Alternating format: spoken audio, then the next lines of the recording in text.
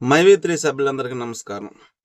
నిన్న వచ్చిన update bail గురించి మీతో చెప్పాలి.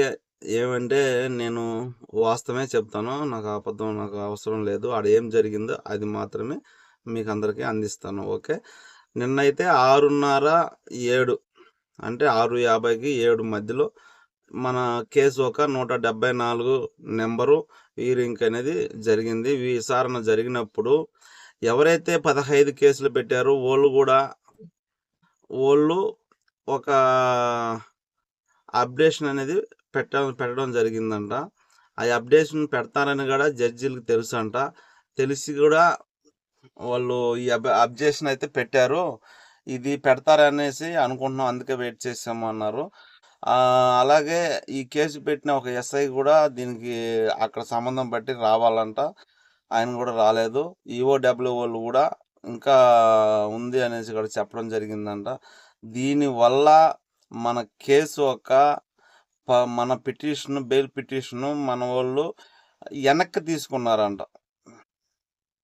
రిటర్న్ తీసుకొని వచ్చే నెలలో అంటే ఈ విషయం ఇలాగా పోతే ఇంకొక వారం అని కూడా వచ్చే నెల 10వ నెల కూడా లాస్ట్ ఎండింగ్ అవ్వేదానికి అవకాశం ఉందని కూడా చెప్పడం జరిగింది.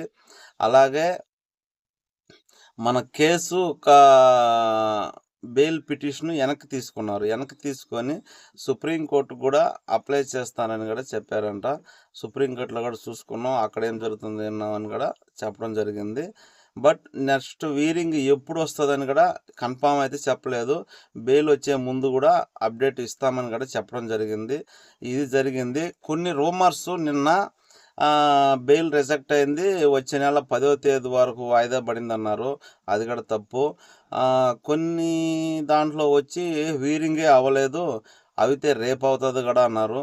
ఇదంతా కూడా రూమర్స్, అంటే అది నిజం కాదు, రూమర్స్ కాదు. వాళ్ళకి వచ్చిన అప్డేట్ వాళ్ళు చెప్పడం జరిగింది. ఇది మనకి నైట్ కార్తిక్ గారు చెప్పారు. నిన్న మెసేజ్ వచ్చింది, నైట్ వీడియో పెడదాం అనుకున్నాను, పెట్టలేకపోయాను. అందువల్ల ఇప్పుడు వీడియో పెట్టడం అనేది జరిగింది.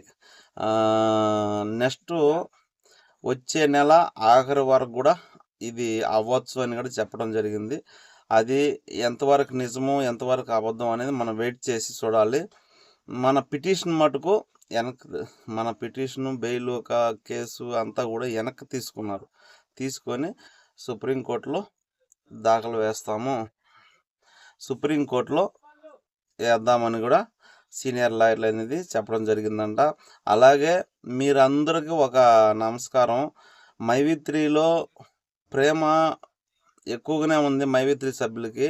అలా అనేసి ఒక చిన్న విషయానికి కూడా ఫోన్ చేసి 1కి 100 తూర్లు నాకు కాల్ చేసి ఇబ్బంది చేయొద్దు.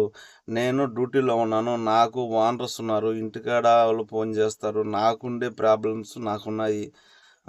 నాకైతే కాల్ చేసి ఇబ్బంది పెట్టద్దు.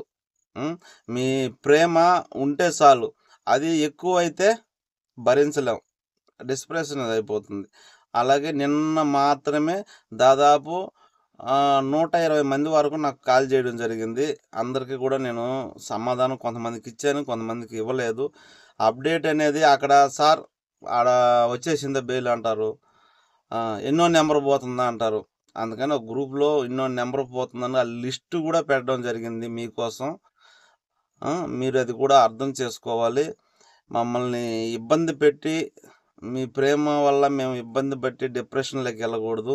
దాదాపు నా వాట్సాప్ నిన్న 150-200 మెసేజ్ల వరకు అయితే నాకు రావడం జరిగింది. దాంట్లో 120 మంది వరకు కూడా నాకు కాల్ చేయడం జరిగింది. మీ కాల్స్ నేను అటెండ్ చేస్తే నా జాబు పోతుంది. నేను ఉండేది మీకు అప్డేట్ ఇవ్వటానికి. అలాగని కొంతమంది మాట్లాడారు మెసేజ్లో, మీరందరూ కూడా డబ్బులు తీసుకొని మాట్లాడుతున్నారని. నేను చెప్తున్నాను, మాకు నీలాగా ఒక నెంబర్స్, అర్థమైందా? డబ్బులు తీసుకోవాలని అవసరం నాకు లేదు, అర్థమైందా? నాకు అలాంటి అవసరము కూడా లేదు. డబ్బులు తీసుకొని ఇక్కడ వీడియో చేయడానికి ఏమి లేదు, మీరు అర్థం చేసుకోవాలి.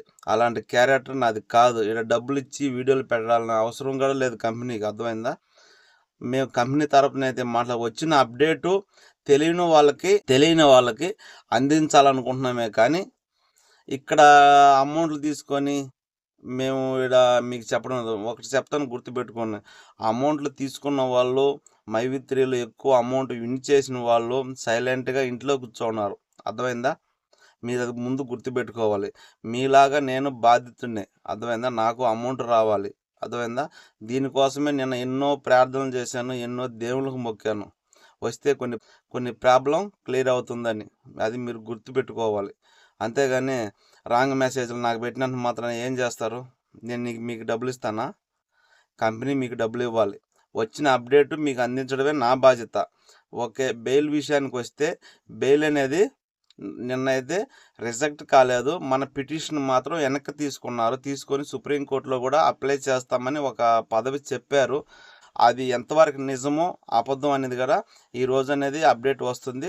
నెక్స్ట్ వీడియోలో మొత్తం ఇంకా క్లియర్గా మీకు నేను చెప్తాను. అది వచ్చే నెలలో కూడా దాదాపు 7 రోజులు 8 రోజుల్లో కోర్టు లీవులు ఉన్నాయి. ఆ లీవులు అయిపోతే వచ్చే నెల 10వ నెల ఆఖరి కూడా అవ్వచ్చు అన్నారు బెయిల్ వచ్చేదానికి. అది ఎంతవరకు అయితే సక్సెస్ అవుతుందో, ఎంతవరకు ఇది అవుతుందో తెలియదు. కానీ ఈ హైకోర్టులో ఇలాగే పిటిషన్ పెట్టుకుంటా పోతే, మనం ఇలాగే అనుకుంటే వాళ్ళు నెక్స్ట్ వారం అనేసి ఇంకా ఉందని ప్రతి ఒక్క కేసు వేసిన వాళ్ళు కూడా చెప్పడం జరుగుతుంది. ఇది నెక్స్ట్ వారం అనేది పోవడం జరుగుతుంది. అది మీరు అర్థం చేసుకోవాలి. ఓకే. అలాగే మీరందరూ కూడా ఇబ్బంది పడుతున్నారని ఇప్పుడు నేను అప్డేట్ పెడుతున్నాను. అర్థమైందా? కొంచెం మీరు ఇదంతా కూడా గమనించుకోండి.